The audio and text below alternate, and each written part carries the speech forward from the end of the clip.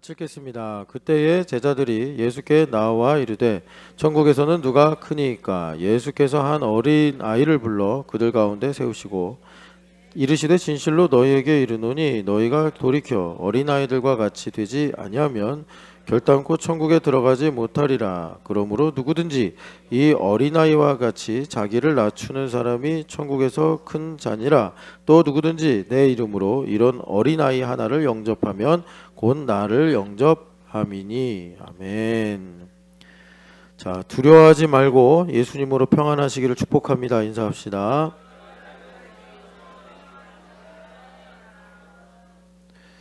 예수님께서 제자들을 만나실 때, 그리고 하나님의 자녀들을 만나실 때 항상 평안하라 혹은 두려워하지 말라 이렇게 말씀하시잖아요.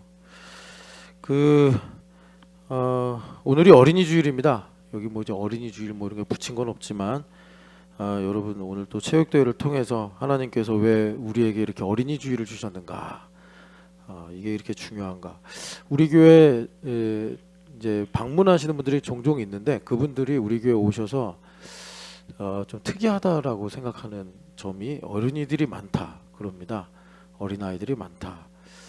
옛날에 앨런도 신촌에 애들을 그렇게 만나고 싶었는데 어린이들아 왜 여기 신촌에 연합교회 있냐 이런 말도 했는데, 여러분 우리가 그냥 교회를 오래 다니다 보니까 익숙해져서 아이들이 있나 보다 이렇게 생각하기 쉬운데, 우리 교회가 좀 특이한 점이 애들이 많다. 주보를 보면 한 40명 남짓의 아이들이 있는데 하나님께서 왜 이렇게 우리 교회 어린아이를 많이 주셨나. 여러분 오늘 어린이 주일날 뭐를 말씀하시는지 여러분 들어보시면 좋겠고, 어제도 키즈 캠프에서 봉원소 놀이터를 빌려가지고 약간 마을 잔치 같이 이렇게 축제를 했는데 우리 교회 아닌 분들도 많이 오셔서, 특별히 이제 외국인 또 가정분들도 오셔가지고 함께 그 기쁨을 나누었는데, 하여튼 하나님께서 참 우리 교회 어린이들을 많이 사랑하시고 복을 주시는 것 같아요. 근데 우리에게 주시는 말씀은 뭐 이제 일반적으로 말하면 어린아이처럼 되라 이제 이런 말씀이겠죠. 이제 아이들한테 배워라.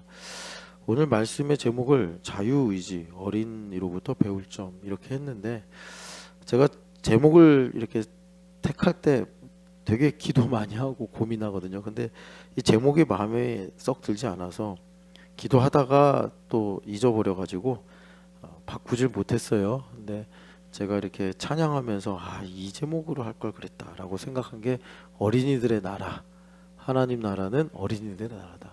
그러니까 하나님 나라에 들어가려면 여기 말씀해 보니까 어린아이 같이 돼야 된다. 그러니까 이제 하나님 나라에 이제 지금 우리가 이 땅에 살면서 하나님 나라다. 우리 오랜만에 이세미 할아버지인 임경수 선생님도 오셨고, 또 우리 정복린 어머니도 계시고, 이제 할머니 할아버지도 계시지만 또 우리 아기들도 있고, 근데 다 어린 아이 같아야 한다. 주님 말씀하십니다. 그런데 여러분 우리가 지금 맥락이 자유의지에 대해서 말씀을 듣고 있는데 사실 어린아이는 자유의지랑 반대입니다. 어린아이들은 자유가 없어요. 그죠? 어린아이들이 자유가 없단 말이에요. 그러니까 시키는 대로 순종해야지 이 아이들은 그게 자유인데, 만약에 우리 아이들이 내 맘대로 할 거야. 그래서 뭐 부모님 말씀도 안 듣고 선생님 말씀도 안 듣고 그러면 뭐 고통의 연속이겠죠. 해결할 수 있는 문제는 하나도 없고. 그러니까 자유의지라는 건 어른들의 그러니까 이제 소유물인데, 주님께서 우리를 자유케 하시는 방법이 너희가 어린아이 같이 되는 거다 이렇게 말씀하십니다. 먼저는 우리가 이제 어린아이라는 말씀보다 그 전에 이 천국의 문제를 좀 이야기해야겠는데, 예수님께서 이 천국에 들어가야 한다는 말씀을 하시는 거죠. 천국에 들어가야 한다. 그러니까 먼저 1절에 보면은 제자들이 누가 천국에서 큽니까? 크고 싶어서 얘기한 거죠. 철야 때 제가 말씀을 드렸는데 그러니까 오늘날 많은 그리스도인들이 천국에서 별로 크고 싶어 하지 않아요. 그래서 이런 문제는 진작에 교회 안에 있었는데 그런 일이, 그러니까 그렇게 두각을 나타낼 만큼 크지 않았습니다. 천국에서 크려고 하지 않는 문제. 그러니까 이런 거예요. 만약에 이제 성경 퀴즈 대회를 합니다. 그러면 애들이든 어른이든 열심히 맞추는 게 천국에서 크려고 하는 건데, 그런데 이제 냉소적인 거죠. 아이고 뭐 성경 퀴즈 해서 저 상품 타서 뭐해, 뭐 이런 느낌. 그런데 이게 오늘 요즘에 보면 이 교회에 많은 비중을 차지하게 돼서 어떤 하나의 기류를 형성하는 것 같아요. 옛날에 부흥 강사 목사님들이 그런 부류, 그런 이제 성향을 가리켜서 뭐라고 그랬냐면, 천국에서 이제 크다라고 하는 사람들은 면류관을 쓰겠죠, 성경의 말씀대로. 그런데 교회에서 약간 소시민적인 양식을 가지고, 아이고 뭐 교회에서 내가 이렇게 커서 뭐 하겠습니까? 내가 교회에서 그렇게 뭐 열심히 해서 뭐 하겠습니까? 하고 사실은 되게 겸양을 나타내는 것 같지만 사실은 우리가 다 알아요. 그 냉소적이구나. 이제 교회 하는 모든 일에 대해서 조금 이제 아유 나는 이 정도면 됐습니다라고 아주 겸손한 말로 말을 하지만 사실은 딱 선을 긋는 거죠. 그런 문제에 대해서 제가 기도를 좀 많이 했어요. 왜냐하면 그러니까 이제 그렇게 이 땅에서 살 수는 있어요. 그런데 예수님 분명히 강림, 재림하신다고 그랬거든요. 그럼 재림하고 나서 모든 게 다 판이 뒤집힌단 말이에요. 가난한 자가 부한 자가 되고 약한 자가 강한 자가 되는 이런 일들이 그냥 영적인 차원에서만 있는 게 아니라 우리가 말하는 현실적인 감각으로 다가온단 말이에요. 예. 그러니까 그런 상황이 와버리면 필연적으로 우리가 상상할 수 없는 내용이겠지만 내가 더 예배할 걸, 내가 뭔가 더 교회에서 일을 해볼 걸, 뭐 이런 거 이제 그런 식으로 완전히 바뀌는 거예요. 뒤집혀서. 그 전까지는 교회에서 뭘 이렇게 하자 읍소를 해야지 할까 말까 하고, 오늘 사실 이제 말씀의 이 결론부는 어디로 가냐면 우리 늙지 말자는 거거든요. 어린아이의 반대가 이제 늙는 거잖아요. 그런데 여러분, 늙는다는 게 뭐냐면 내가 이 땅에 살면서 시간과 경험이 축적된다는 거예요. 그러니까 잠언에서는 그런 내용을 가지고 이제 어르신들이 지혜가 있다 이렇게 이제 말씀하는데, 그건 어떻게 보면 이 땅에서 시간과 경험의 축적으로 인한 순방향의 이야기라면, 하나님 중심으로 보면 역방향의 부작용도 있단 말이에요. 교회를 오래 다니고 또 내가 살면서 나이가 들어가면서 고집이 세지거나 아니면은 수가 늘어서 요령이 늘거나, 이제 그런 것들이 말하면 지금 예수님께서 어린아이 같아야 된다라는 것에 반대인 거예요. 그러니까 이게 참 기가 막힌 일인데, 뭐냐면 교회 오래 다니면 오래 다닐수록 더 천국의 인싸가 돼야 되는데 천국의 아싸가 되네. 그러니까 여러분, 복음서 보면 그 누굽니까? 백부장의 이야기를 놓고 예수님 그러시잖아요. 아브라함의 본 자손은 쫓겨나고 그 아니었던 사람들이 그 자리를 차지한다. 그래가지고 상당히 유대인들이 예수님의 말씀을 들으면서 심기가 불편했단 말이에요. 그런데 그게 2000년 전에만 있는 게 아니라 오늘 우리가 사는 현재에도 있단 말이죠. 그러니까 우리가 늙으면 안 되는 거예요. 신앙이 늙으면 안 되는데, 이 땅의 흐름대로 살면 교회를 오래 다녀가지고 꼬리가 9개가 달린 천년묵은 여우가 된단 말이에요. 참 이게 나를 구원하셔야 하는 예수님 입장에선 상당히 곤란한 일이라, 이 꼬리를 다 잘라낼 수도 없고 이 여우 같아져 가지고. 그래서 우리가 어떻게 하면 오래오래 신앙생활을 해도 정말 그 그리스도의 향기를 잃지 않는, 더 맑고 참 높은 신앙의 향기를 유지할 수 있느냐, 이제 그게 우리의 숙제인데, 지금 예수님께서 어린아이 같아야 된다라고 하시면서 뭘 말씀하시냐면 천국에 들어가야 되는 문제를 가리켜 말씀하시는 거예요. 그런데 여러분, 천국은요 무슨 미국, 중국처럼 국경이 있어가지고 어디에 가 있으면은 되는 문제가 아니고, 이 천국에 들어간다라는 말은 무슨 말이냐면 하나님의 통치로 들어가는 거다 이겁니다. 그러니까 내가 중국에 있든 미국에 있든 한국에 있든 또 심지어 교회 안에 내가 좀 들어와 있어도 그러니까 하나님의 통치 가운데 있으면 거기가 천국인 거예요. 그러니까 하나님의 통치 가운데 있다라는 것의 분명한 증거는 여러분 성경의 말씀대로 감사, 내 마음에 감사가 있고 또 내 마음에 평안이 있고 내 마음에 기쁨이 있으면 내 안에 지금 내가 천국에 들어가 있는 거예요. 내가 통치 안에 있는 거예요. 그런데 내가 교회 지금 제가 목사인데 제가 교회 안에 있는데 평안이 없고 제가 하나도 안 기쁘고 그리고 내 마음에 뭐라 그럴까요? 또 하여튼 그런 감사가 없어요. 그냥 지난주에도 왔던 교회, 어제도 왔던 교회, 오늘 또 보고 또 그냥 앉아 있고 이런 힘 빠지는 마음으로 있으면 내가 지금 교회에 있는데 천국에 없네 내가. 이런 상황이 생기는 거예요.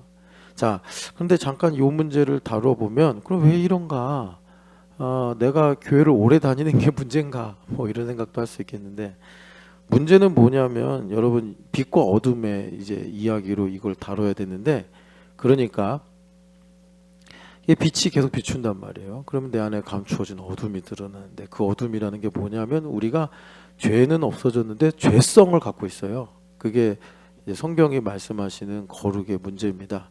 나는 예수님 믿고 죄는 사라졌는데 그러니까 이전에 내가 살던 이 죄의 근성을 가지고 있는 거죠. 그런 거를 우리한테 이렇게 보여주는 말씀이 그 뭐냐 모세오경입니다. 애굽에서 나왔는데 계속 애굽으로 돌아가겠대요.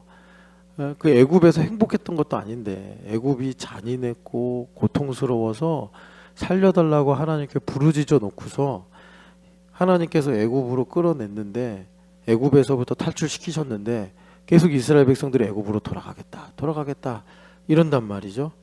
그런 것들이 그러니까 우리 안에 죄성으로 있는 것과 같은 거예요. 그래서 이 죄성이 뭐냐면 이겁니다. 하나님 나라를 싫어하는 거예요. 그러니까 여러분 잘 보세요. 이스라엘 백성들이 이집트에서 나왔어요. 나올 때 신났겠죠. 파라오를 이기고 파라오의 그 정예 부대가 다 한순간에 어디입니까? 저기 홍해에 수장돼 버렸잖아요. 얼마나 큰 승리예요. 감격스러워서 이스라엘 백성들이 막 노래하고 찬양하고 그랬단 말이에요. 이세마, 너만 천국 가면 안 돼. 옆에 저기 예원이 언니 좀 흔들어 깨워. 어떡하냐. 중학교 올라가더니 너무 그냥 인생이 고단한가 보다. 흔들어 깨워. 자, 그러니까 무슨 말이냐면 그래서 이제 광야를 걸어가지 않습니까? 광야를 걸어가는데 여러분 이 광야가 참 힘들고 어려운 문제들이 많겠죠. 그래서 모세 선생님이 이제 가나안 땅 앞에 딱 이제 40년 만에 와가지고 뭐라 그러냐면 그 건조하고 두려운 광야를 하나님께서 너희로 걷게 하셨다. 이제 이렇게 회고를 합니다. 간조한 땅, 두려움이 있는 땅, 크고 두려운 광야 이렇게 이제 말씀합니다. 그러니까 이스라엘 백성들은 거기 살면서 뭐 수박을 먹고 싶네, 뭐 파를 먹고 싶네 그럴 때도 있었고 그리고 심지어 여러분 광야에서 한 번도 물이 없어서 죽은 적이 없는데도 이 물 문제 때문에 하나님을 많이 원망했고 그리고 하나님께서 굶겨 죽이신 적이 없는데도 맨날 먹는 것 때문에 하나님께 원망하고 기타 등등 지들 마음에 안 든다고 맨날 이제 하나님 앞에 이의제기하고 뭐 원망하고 심지어 나중에는 막 꼬투리 잡을 게 없어가지고 이 문제 저 문제로 하나님 앞에 불만을 드러내는데 그걸 이제 이스라엘 사람들 입장에서 들으면 다 일리가 있어요. 광야니까. 광야에서 텐트 치고 사는데 얼마나 힘들겠어요. 그러니까 우리가 이스라엘 사람들을 타임머신 타고 돌아가서 들어보면 많이 힘들겠구나. 그러니까 네가 지금 그렇게 하나님 앞에 원망하는구나. 다 이해는 되는데 이제 우리가 하나님 중심으로 오경의 말씀을 믿으면서 이스라엘 백성들의 문제를 진단해 보면 그들이 그렇게 원망했던 물이라든지 먹을 것이라든지 기타 등등 환경이라든지 여러 가지 문제들은 뭐가 뿌리였냐 봤더니 그냥 하나님이 싫은 거였어요. 아니 여러분 객관적으로 봐요. 물이 없어서 목말라 죽은 적이 없어요. 먹을 것이 없어서 굶어 죽은 적이 없어요. 하나님께서 구름 기둥 불 기둥으로 다 지키시고 인도하셨어요. 심지어 하나님께서 뭐라고 그러시냐면 40년 만에 돌아봐라. 너희들 옷이 구멍 난 적이 있냐? 너희들 신발이 뒤축이 달아가지고 맨발로 걸어본 적이 있냐? 생각해보니까 한 번도 그런 적이 없는 거예요.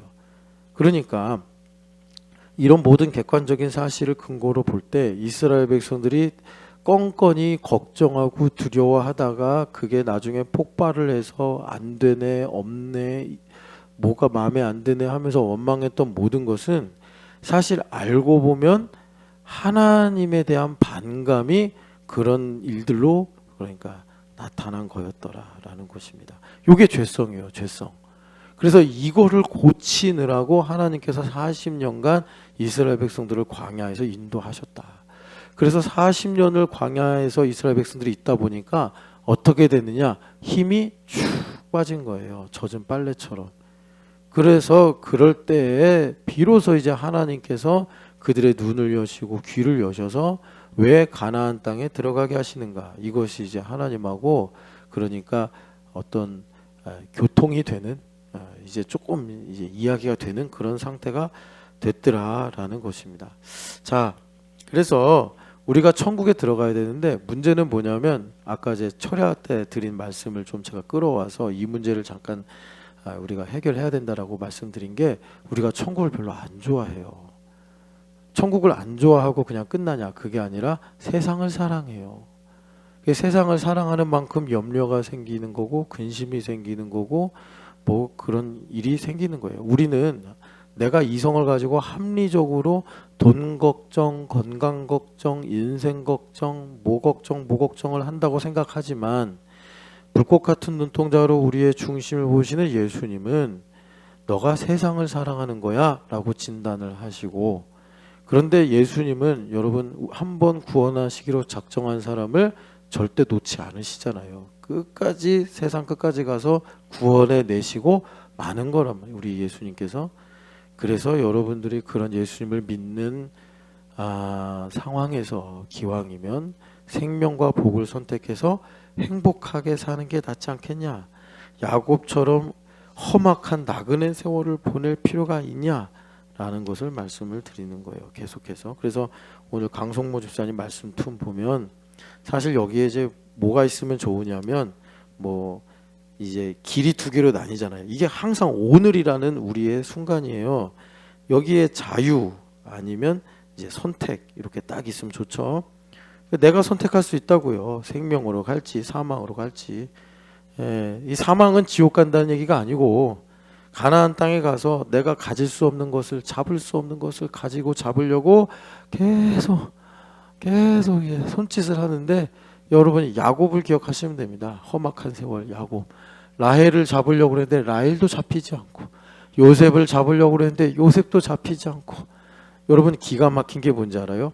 라헬은 일단 죽었잖아요. 베냐민 낳다가. 그런데 이렇게 보면 왜 죽었지? 물론 이제 산고가 심해서 죽었다고 하지만 야곱의 이 주둥이 때문에 죽은 거예요. 야곱이 그 삼촌이 와가지고 내 드라빔 내놔 그랬더니 뭐라 그랬어요? 막 자기 의가 충만해서 삼촌 내 드라빔을 훔쳐간 사람 있으면 반드시 죽을 겁니다. 근데 그 드라빔을 라헬이 훔쳤을 줄은 꿈에도 생각을 못한 거죠. 그런데 그게 그냥 말이 땅에 떨어져서 열매를 맺어가지고 라헬이 죽었어요. 여러분 이게 다 성경에 기록되어 있으니까 나중에 야곱이 다 알고서 기가 막힌 거죠. 라헬 때문에 20년 종살이하고 정말 생고생하고 그랬는데 아니 이게 이제 야곱은 이런 일들을 겪으면서 내 힘으로 사는 결론이 무엇인지를 정말 뼈가 저리게 느껴서 파라오를 축복을 한 거예요. 그래서 라헬의 그림자라도 좀 가지려고 그렇게 요셉을 채색 옷을 입혀놓고 오기야 금이야 그렇게 키웠는데 깜빡 속아서 10수년을 뭐 20년 넘게를 살았는데 자기가 죽인 줄 알았잖아요.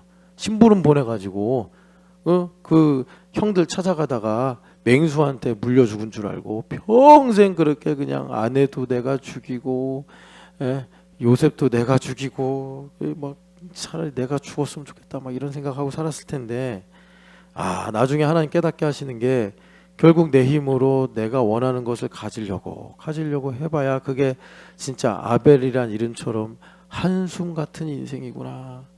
그걸 나중에 깨달아서 믿음의 족장의 반열에 올라가긴 했으나 여러분 우리가 뭐하러 그렇게 삽니까? 그렇게 내가 지키려고 그렇게 그것이 나의 행복인 줄 알고 해봐야 여러분 우리 주님은 변하지 않으시는 분이에요. 그러니까 주님께서 우리에게 생명과 복을 선택하라라고 이제 말씀을 하신단 말이에요. 자, 그래서 다시 한번 이 천국에 관한 내용, 여러분 천국에서 크고자 하셔야 된단 말이에요. 크고자. 그런데 많은 분들이 요즘에 참 이 지성의 문제인 것 같아요. 지적으로 우리가 많이 이렇게 쌓이면서 나는 뭐 그렇게 큰 면류관 필요 없습니다. 아유, 나는 뭐 이 정도면 되지. 나는 구원만 받으면 되지. 저는 뭐 상급까지는 필요 없습니다.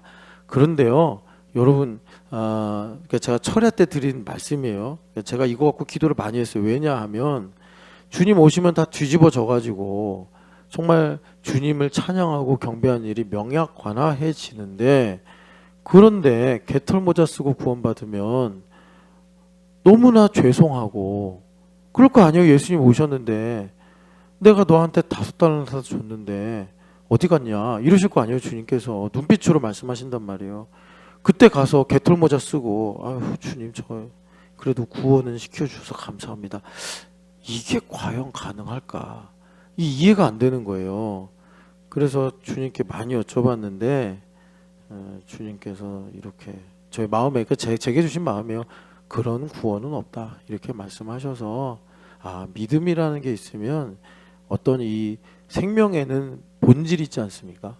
믿음이 있으면 이 믿음은 천국을 침노하려는 그런 마음이 있게 마련이구나. 이제 이거를 주님께서 이제 주셨다. 뭐 철야 때 이렇게 말씀을 드렸는데, 자 그래서 어쨌든 우리 천국에 열심히 들어가야겠죠.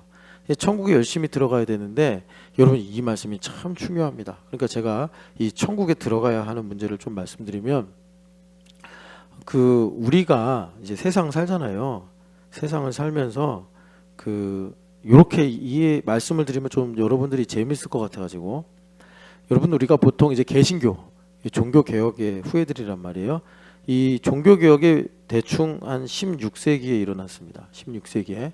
근데 종교 개혁이 일어날 때 되게 재밌는 하나의 또 현상이 더불어 일어나는데, 그게 뭐냐면 인문주의 운동이에요. 인문주의. 그래서 여러분들이 사회 시간에 배울 때 뭐라고 배웠냐면 뭐 고전으로 돌아가자 뭐 이런 식으로. 그건 이제 세속적인 인문주의고, 우리 기독교 안에서도 인문주의가 있었는데 그게 뭐냐면 나를 알자 뭐 이런 거였어요. 나를 알자. 그래서 뭐 성경도 많이 다른 나라 말로 번역이 되고 그랬는데, 자 제가 뭘 말씀드리려고 그러냐면 세계관의 변화인데요.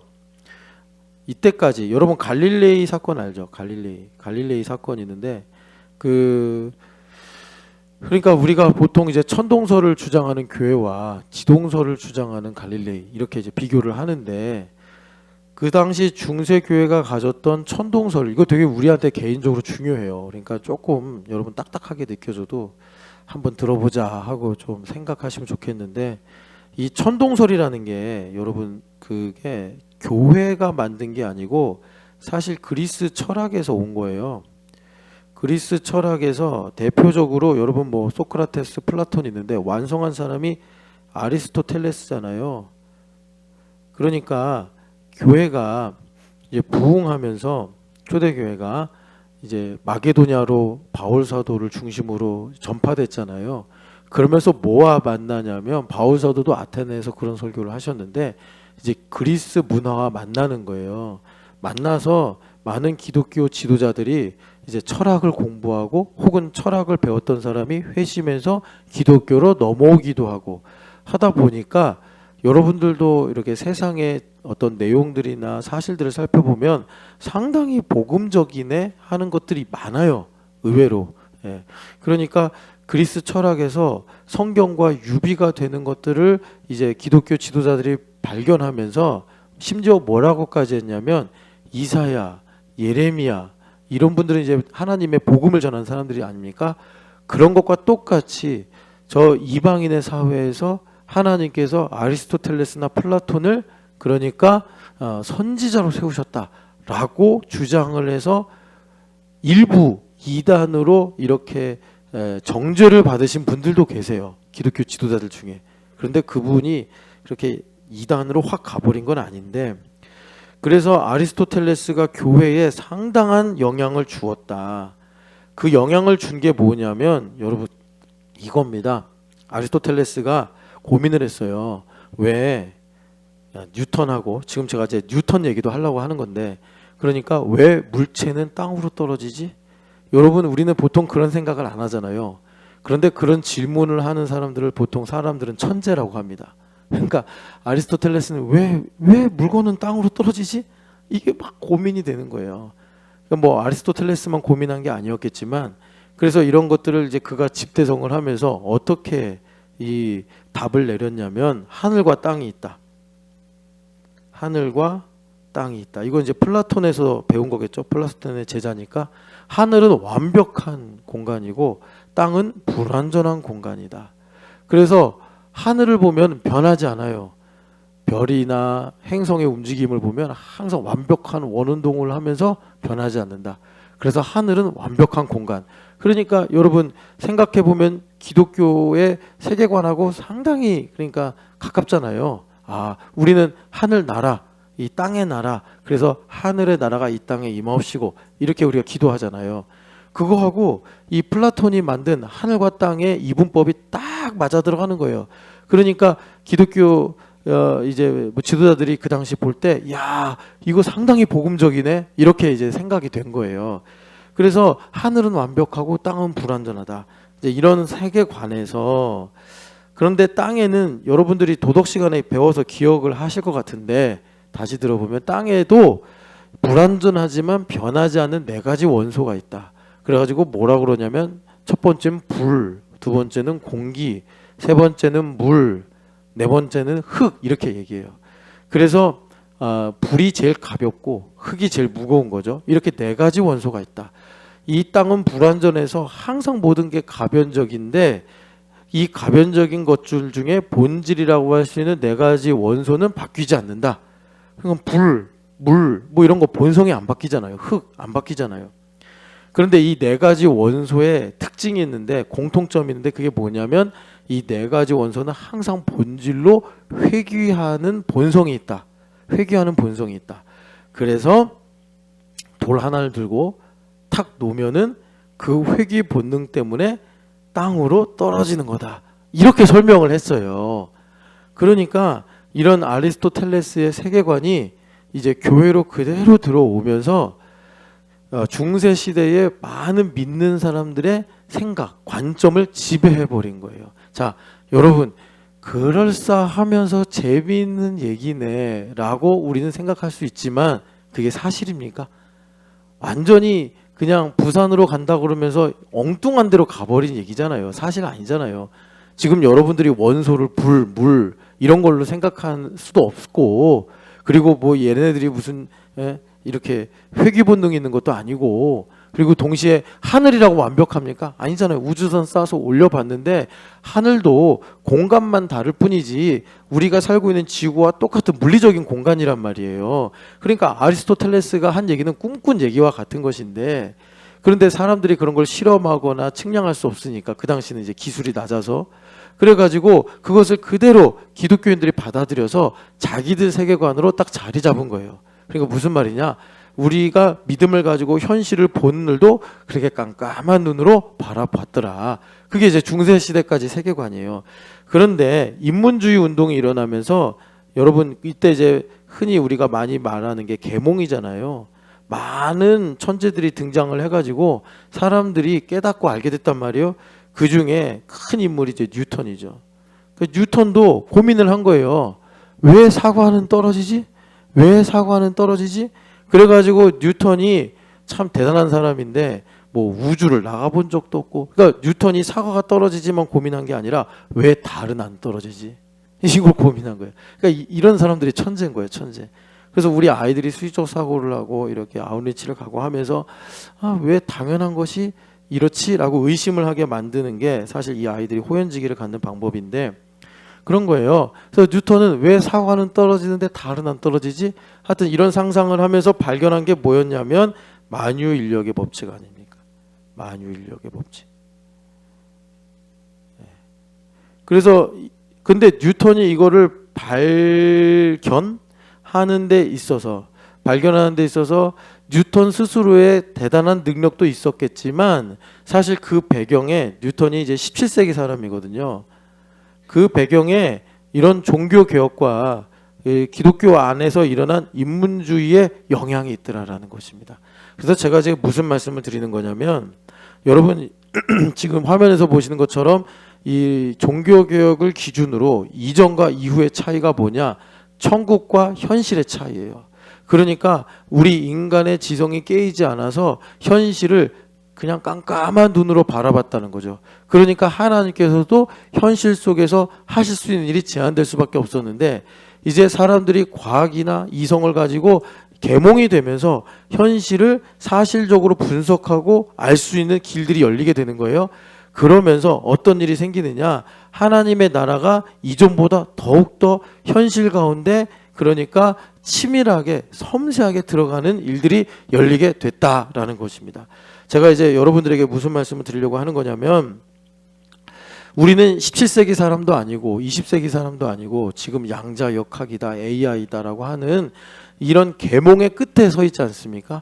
그러니까는 무슨 말이냐? 하나님의 나라가 나의 삶의 현실에 17세기보다 그 이전의 세기보다 훨씬 더 치밀하게 섬세하게 임하는 그리고 빠르게 임하는 그런 시대를 우리가 살고 있다. 다시 말해서 하나님 나라와 내가 지금 살아가는 이 현실의 문제에 괴리가 있으면 안 된다. 어느 정도로 괴리가 있으면 안 되냐면 내가 느끼고 생각하는 것에 있어서 종이 한 장 차이.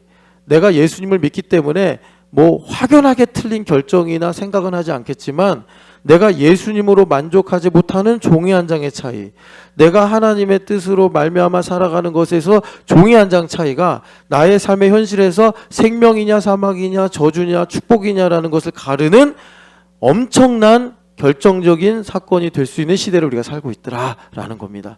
요거 여러분들에게 말씀을 드리려고 일부러 아리스토텔레스의 꿈 같은 얘기와 그리고 그에 반해서 종교개혁 이후에 뉴턴이 이성을 가지고 보이지 않는데 모든 물체는 서로 당기는 힘이 있구나. 만유인력의 법칙을 깨닫는 그 일들을 우리가 지금 비교하면서 이렇게 지금은 이 만유인력의 법칙은 여러분 대단한 발견이라고 여기지도 않잖아요. 오히려 뉴턴의 물리학은 아인슈타인에 의해서 부정되었고 그리고 이제는 양자역학과 AI를 통해서 우리가 지금 정말 인간성조차도 해체될 수 있는 위기 속에 살고 있는데 이런 가운데서 우리가 살아갈 수 있는 방법은 다시 말해서 내가 여러분 건강해야 되고 먹고 살아야 되고 집이 있어야 되며 물리적인 여러 가지 필요가 있지 않습니까? 그런 가운데서 우리가 삶을 유지할 수 있는 방법은 내가 살아가는 현실 속에서 하나님 나라가 임해야 된단 말이에요. 근데 이 하나님의 나라가 임하는 일이 우리가 선택하는 것에 따라 움직이는데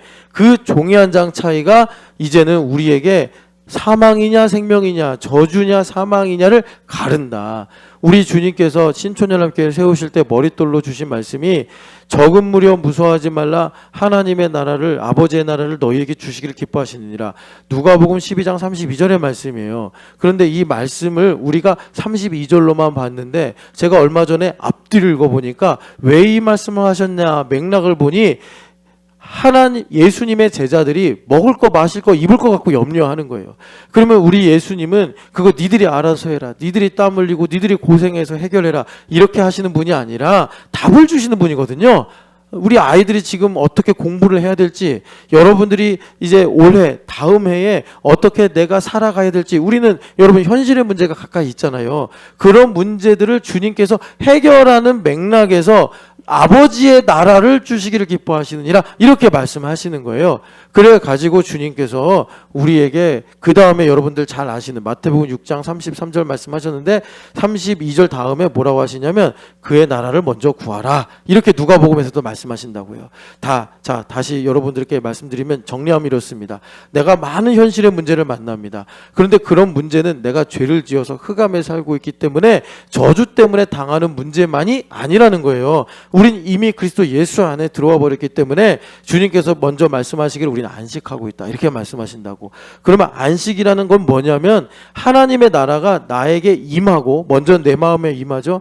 그리고 이 내 마음에 임한 나라는 여러분 이제 나의 삶으로 확장되어 나가면서 어떤 일로 우리에게 나타나느냐, 나의 현실의 모든 문제들 속에서 그리스도를 발견하는 일로 나타나게 되더라라는 것입니다.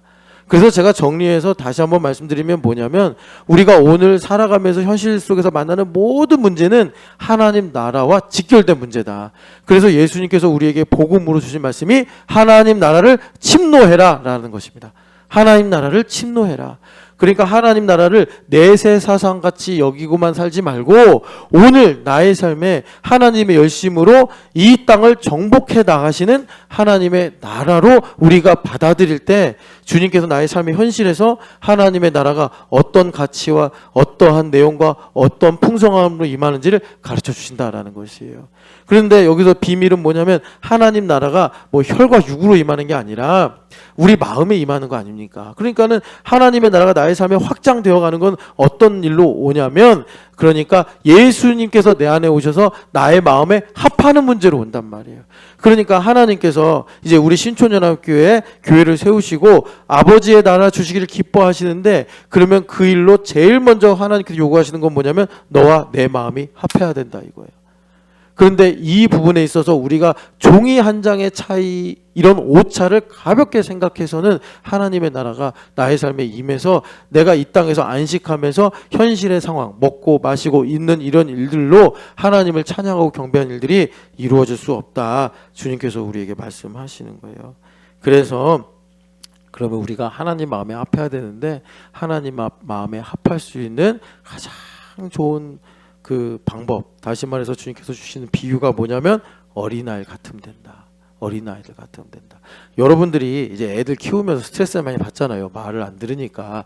그런 말을 안 듣는 그 비정상적인 상황을 생각하지 마시고 이상적인 상황이 있잖아요. 우리 아이들 키우면서 부모님 말씀에 이해하고 항상 순종하는 그 어린아이, 그걸 가리키시는 거예요. 그러니까 어린아이들은 이 생명을 유지하기 위해서 그러니까 부모님 앞에 거의 절대적인 것에 가깝게 순종을 해야 되거든요. 그래서 그런 것 때문에 부모가 성장하고 깨어있지 않으면 아이들이 상처를 받는 것인데 이 아이들은 절대적으로 부모님께 순종해야 돼요. 예준이가 지금 아무리 6학년이더라도 아버지에게 절대적으로 순종해서 저기 남창빌라에 살아야지 뭐 잠도 자고 먹을 것도 먹고 옷도 입고 살지 이제는 내가 독립하겠다고 저 집에서 나와서 아빠랑 같이 안 살고 혼자 산다 그러면 얘가 할 수 있는 게 하나도 없단 말이에요. 그러니까 얘가 아빠를 절대적으로 의지해서 때로는 뭐 집이 싫거나 부모님이 원망스럽거나 동생이 마음에 안 들어도 아빠 마음에 순종하는 합하는 그 일로 살아갈 때 생명을 얻는 것처럼 주님께서 우리에게 어린아이 같아야지 하나님 마음에 합하여 너희가 살아가는 현실 속에서 천국의 상속자로 살아가게 된다라고 주님께서 우리에게 말씀하십니다. 그래서 길게 제가 16세기, 17세기 하면서 뉴턴의 이야기를 왜 했냐면 지금은 뉴턴보다 훨씬 더 지나간 시간대에 우리가 살고 있는데 무슨 말이냐? 우리가 이 현실과 하나님 나라가 그러니까 하나가 되는 이 정말 뭐라 그럴까? 하여튼 치열한 이 끝에 살고 있다. 그래서 우리 신촌연합교회에게 하나님께서 요구하시는 건 뭐냐면 뭐 종이 한 장 차이 혹은 1분 1초라도 우리가 하나님 마음에서 멀어지는 것이 실상은 나의 삶의 현실의 모든 문제에서 그러니까 어렵고 힘든 일들을 가져온다. 주님께서 우리에게 말씀하시는 거예요. 자, 그래서 다시 한번 이제 우리가 정리하면 우리 신촌연합교회의 믿음의 고백이 말씀은 실상이다라는 것입니다. 돈이 실상이 아니라 실상이라는 게 뭐냐면 모든 것들을 가능하게 만드는 실체 뭐 이렇게 보시면 돼요.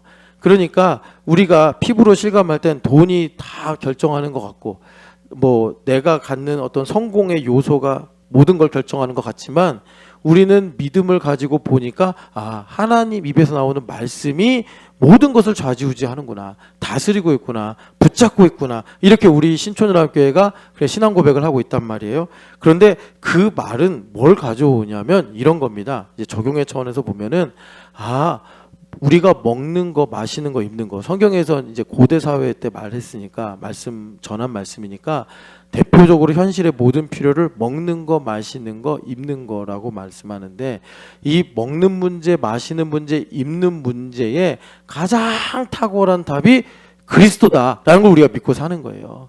그래서 그리스도를 나의 주로 모시고 살면 먹는 것도, 마시는 것도, 입는 것도 주님께서 우리에게 최적화된 것으로 부족한 것도 없이 또 과한 것도 없이 주님께서 우리에게 주신다.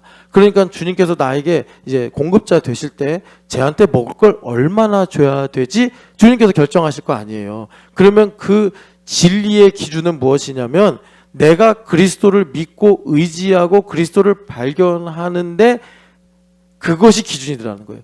부족하거나 많으면 아굴의 기도대로 내가 걱정에 사로잡혀서 혹은 내가 교만해져서 먹기는 먹는데 그리스도를 발견 못하는 거예요. 그래서 하나님께서 때로는 적게 먹을 것을 주시기도 하고 많게 먹을 것을 주시기도 하셔서 나로 나누는 걸로 그리스도를 발견하기도 하시고, 또 내가 부족한 것으로 인해 하나님 앞에 겸손해지는 것으로 그리스도를 얻게 하심으로 주님께서 우리에게, 그러니까 이 먹는 문제에서 그리스도를 발견하게 하시고 마시는 문제에서 그리스도를 발견하게 하시더라라는 것입니다. 그래서 이제 우리에게 요구되는 건 뭐냐면, 이게 참 중요한데, 그러니까 여러분, 우리가 예수님을 믿는데 예수님이 나의 생명이 되셔야 되잖아요. 그럼 예수님 나의 생명이 된다는 게 뭐냐? 여러분, 우리가 살아있지 않습니까? 그러니까 무슨 말이냐면 예수님이 내가 돼야 된다고. 예수님과 내가 연합이 되는 게 예수님이 나의 생명 되시는 건데, 예수님과 내가 연합이 된다는 게 뭐냐? 그냥 한 가지 사례를 말씀드리면, 오늘 여러분들이 YMCA에 가서 아이들하고 달리기도 하고 게임도 하고 애들이 막 이렇게 노는 걸 보면서 귀여워서 웃기도 하고, 아니면 옆에 있는 사람하고 교제하고 대화하면서 우리가 거기에 참여하게 될 때 하나님께서 이 사람 집사님에게, 야, 너도 이런 적이 있었지? 너도 이렇게 주일학교 다녔지? 그때 내가 너를 얼마나 예뻐하고 내가 너를 얼마나 사랑했는지 아냐? 라고 할 때 이 사람 집사님이 지금 이제 40이 넘어서 기억도 안 나는 시절인데, 그때 그렇게 주님께서 내가 교회에서 성경학교하고 아이들하고 놀고 예배하는 걸 그렇게 기뻐하셨구나 하면서 이 사람 집사님이 자신의 서사 속에 숨겨져 있는 그리스도를 발견하는 거예요. 그것이 예수님 내 안에 살아계신 거예요. 틀림없이 살아계신 거예요. 그리스도의 흔적을 가지면 여러분, 세상이 나를 사방으로 우겨싸도 우리는 절대로 예수님을 부인하거나 예수님으로부터 멀어질 수가 없습니다. 내가 나를 살아있는데 부정할 수가 없잖아요. 그래서 그렇게 주님께서 우리로 내 인생의 이야기에서 복음서에 살아계신 예수님을 발견하게 하시는 거예요. 그러니까 여러분, 사실은 우리가 논리적으로는 연결 줄 수 없는데, 이제 이 사람 집사님이 맞아, 그렇게 나를 사랑하셨구나라고 이제 깨달아지고 믿어지면서 내 마음에 그리스도를 새로 발견하는 거예요. 40년 동안 예수님 믿고 예수님 따라왔지만 내가 지난날 주님께서 날 이렇게 사랑하시고 기뻐하셨구나. 그때 선생님이 날 이렇게 축복하셨지. 그때 내가 주일학교 이렇게 보냈지. 여러분, 여기 계신 분들 중에 저는 어렸을 때 교회를 안 다녔는데요. 아니에요. 여러분들 교회를 안 다니셨어도 하나님께서 영원전에 택하셨으면 여러분들의 유아기 때도 여러분들의 인생 속에서도 예수님 분명히 계신단 말이에요. 이게 부활신앙이에요. 그러니까 부활신앙은 뭐냐면 나의 한계를 넘어서 내가 예수님을 믿고 하나님의 뜻을 발견하게 된다는 건데, 그러니까 주님께서 우리의 삶에 만물의 으뜸으로 계신 것을 발견하는 게 부활신앙이에요. 부활신앙. 그래서 골로새서 보면 예수님이 어떤 분이시냐 이것을 자세하게 말씀하시는데, 그는 보이지 않는 하나님의 형상이시요, 그러면서 창조가 그분으로 말미암았고 그분을 위해 있게 됐다. 그래서 결론적으로 하나님께서 예수님을 죽은 자 가운데 다시 살리셔서 어떤 일을 하셨냐면 만물의 으뜸이 되게 하셨다. 으뜸이 되게 하셨다라는 것은 뭐냐면 내가 좋아하고 내가 원하고 내가 소망하는 것의 최고치가 만물의 으뜸이 됐다는 거예요. 그래서 그 예수님을 만물의 으뜸으로 만나는 게 나의, 그러니까 부활 신앙이라는 것입니다. 그래서 우리가 지지난주인가요? 하여튼간에 부활주의를 지나면서 이렇게 우리가 부활신앙을 고백하고 선포하고 축복을 했는데, 내가 부활신앙을 가지고 있으면 예수님께서 그러셨잖아요. 나는 부활이요 생명이니. 그러니까 살아있는 예수님을 내가 만나야 되는데 살아있는 예수님 어떻게 만날 거예요? 여러분 이적으로 만날 거예요? 아니면은 지성의 깨우침으로 만날 거예요? 그거는 여러분 도움은 될 수 있는데 생명력을 나에게 주는 생명이신 예수님을 만나는 것은 나의 인생 속에 나와 함께 하시면서 어제나 오늘이나 영원토록 동일하신 예수님을 만나는 거예요. 그래서 오늘 우리가 특별히 이제 어린이 주일이다 해가지고 우리가 우리 아이들하고 만나게 되면 이 아이들과 교제를 하면서 내게 성령 하나님께서 가르치시는 바가 있는데 그게 뭐냐? 아, 나의 인생에 우리가 어린 시절 보내지 않았습니까? 누구나 다 가지고 있는 거 아니에요? 그 가운데 샛별처럼 빛나는 저 하늘의 별처럼 나의 인생을 밝히시는 예수님을 만나게 되어서 우리가 생명력을 가지게 되고 믿음을 가지게 되고 나를 향한 하나님의 뜻을 알게 되더라라는 것입니다. 그래서 주님께서 우리에게 이렇게 만물 가운데 현존하시는 그리스도로 나의 인생에 나의 삶 가운데 계신 그리스도로 우리가 만나게 된다. 주님께서 우리에게 말씀하세요.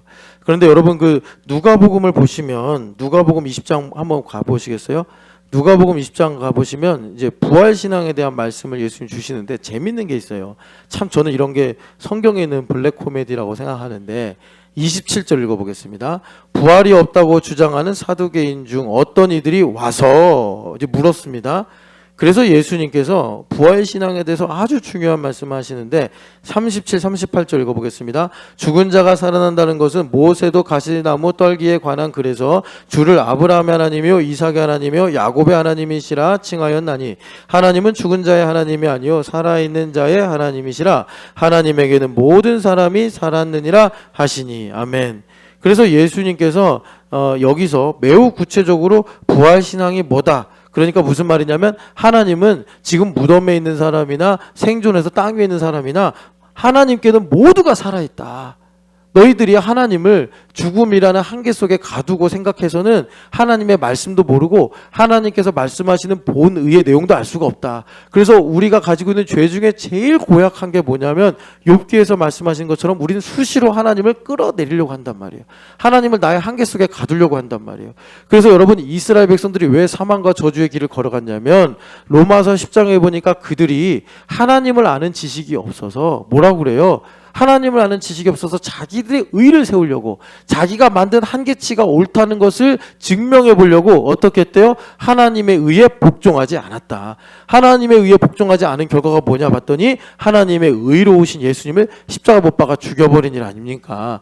그러면서 너희들이 그러니까 이제 말하자면 하나님의 의로 살아야 되는데 그게 뭐냐? 그러면서 하나님을 끌어내리면 안 된다 이렇게 말씀하잖아요. 사두개인들이 그런 사람들이란 말이에요. 이 사두개인들은 성경의 등장인물들 중에 세속주의에 물든 것을 대표적으로 보여주는 게 사두개인이에요. 그래서 여러분 세상에서 제일 무서운 전염병 중에 하나가 세속주의입니다.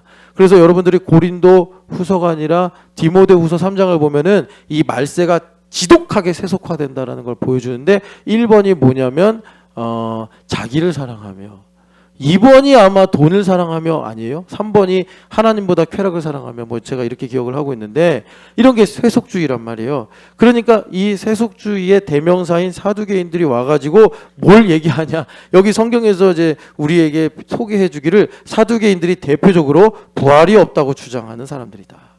그러니까 영적인 세계 가치를 이제 인정하지 않는 사람들이에요. 이 사람들은 로마와 결탁해서 그러니까 현실을 유지해야 된다. 돈이 최고다. 이제 이런 사람들이죠. 이 사두개인들이 대제사장 그룹인데 이 대제사장이 원래는 이스라엘에 한 명만 있어야 돼요. 그런데 여러분 예수님 심판할 때 2명의 대제사장이 있었죠. 하나는 안나스, 하나는 가야바. 왜 둘이죠? 로마에게 돈 주고 사니까 둘이 생긴 거예요. 그래가지고 이것이 사두개인의 이런 모양을 다 드러내 주는 건데 블랙 코미디라고 하는 게 뭐냐면 하나님께서 사두개인의 입을 통해서 부활의 신앙을 가르쳐 주시는 거예요. 참 기가 막히지 않아요? 그러니까 부활을 원하고 부활을 믿는 사람들을 통해서 우리에게 하나님께서 부활이 뭐다라는 진술을 가르쳐 주시는 것이 아니라 주님 하시는 방법을 보니까 부활이 없다고 하는 사두개인들이 예수님을 시험에 걸어서 넘어뜨리려고 고약한 질문을 한 걸 가지고 하나님은 뒤집기를 하셔서 부활신앙의 진수가 무엇인지를 가르쳐 주시는 하나님이에요.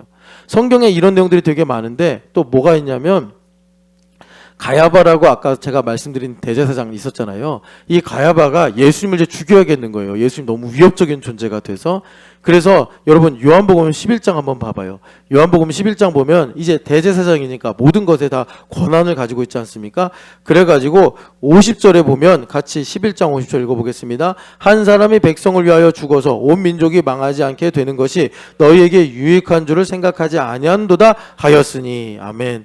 그러니까 예수님 죽이자는 거예요. 예수님 죽이자. 이 한 사람 죽여서 설득하는 거예요. 지금 제사장들이나 이 백성의 장로들을 모아놓고 예수 한 사람, 물론 억울하겠지, 안타깝지, 좋은 선지자인데 근데 이 한 사람이 죽어서 우리 민족이 다 사는 게 낫지 않겠어, 이렇게 음모를 만드는데, 그런데 51, 52절 보면은 이 일이 뭐냐 알고 봤더니 이스라엘 백성들을 제사장 나라가 되게 하겠다라는 하나님의 말씀, 그 큰 일이 이루어지는 트리거가 되는 거예요. 그래서 여러분 49절 보면은 그 해의 대제사장인 가야바가 그들에게 말하되, 그러니까 이 대제사장은 태생적으로 그러니까 오염되어서 부정한 제사장, 엘리같이 부정한 제사장인데 하나님께서 정말 이 사람의 하나님을 대적하는 입술의 말을 뒤집어 가지고 하나님의 일을 사용하는 그런 역사가 나타나더라. 제가 이제 무슨 말씀을 드리는 거냐면 내 인생의 그리스도를 내가 봐야 돼요.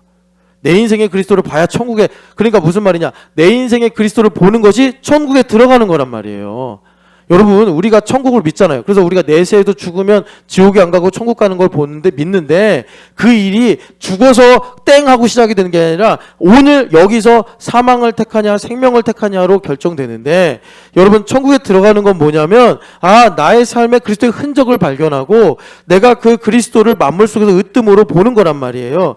그런데 그 일이 우리에게 어떤 문해력을 요구하느냐, 어떤 문해력을 요구하냐면 가야바를 통해서도 하나님께서 하나님의 가장 큰 일을 이루시고, 아까 전에 사두개인들은 부활이 없다라고 말하는 사람들인데 이 부활이 없다라고 말하는 사람들을 뒤집어서 오히려 부활의 진수를 말하게 하시는, 그러니까 우리에게 가르쳐 주시는 통로로 사용하시는 거예요. 하나님의 모략이 이렇다라는 것입니다. 나의 인생에 하나님께 감사할 수 없고 하나님께 찬양할 수 없고 하나님께 기뻐할 수 없는 그 일을 예수님께서 만물의 으뜸으로 계셔서 뒤집으셔가지고 거기서 예수님을 나로 발견하게 하셔서 나에게 천국에 들어가는 이런 은혜를 베풀어 주신다라는 것이에요. 자, 마지막으로 베드로 후서를 읽어보겠습니다. 베드로 후서를 보면은 베드로 선생님이 예수님을 만난 직접적인 증인이잖아요. 그래서 뭐라고 말씀하시냐면, 자 18절 한번 읽어보겠습니다. 이 소리는 우리가, 1장 18절입니다. 이 소리는 우리가 그와 함께 거룩한 산에 있을 때에 하늘로부터 난 것을 들은 것이라. 아멘. 무슨 말이냐, 내가 예수님 직접 봤다. 그래서 지금 변화산에 있었던 경험을 이분이 증언하시는 건데, 그때 내가 예수님 얼굴이 영광스럽게 바뀌는 걸 봤고 하늘에서 하나님께서 예수님에게 말씀하는 걸 내가 직접 들었다. 그러니까 산 체험을 지금 얘기하는 거예요. 그런데 자 19절 읽어보겠습니다. 또 우리에게는 더 확실한 예언이 있어 어두운 데를 비추는 등불과 같으니 날이 새어 샛별이 너희 마음에 떠오르기까지 너희가 이것을 주의하는 것이 옳으니라. 아멘. 무슨 말이냐, 내가 예수님을 직접 보고 믿었다. 그래서 그 예수님을 보고 믿은 것 중에 가장 클라이막스에 해당되는 변화산 사건, 그러니까 예수님께서 많은 기적도 행하시고 설교도 행했지만 이 예수님이 그리스도고 하나님이라는 사실을 베드로가 손에 꼽으면서 최고의 순간이 언제였냐, 변화산 사건이었다는 거예요. 그때 예수님의 몸에서 빛이 나가고 하늘에서 이는 내 사랑하는 아들이요 기뻐하는 자라 말씀하시니까 이거는 정말 베드로 선생님이 틀림없는 예수님은 그리스도구나 라는 것을 믿고 경험했던, 그러니까 산 그 경험이란 말, 체험이란 말이에요. 그런데 이것보다 더 확실한, 우리가 예수님의 생명을 가지고 나의 삶에서 천국에 들어가는 이 확실한 증거가 있는데 그게 뭐냐, 지금 베드로 선생님이 확실한 예언이 있는데,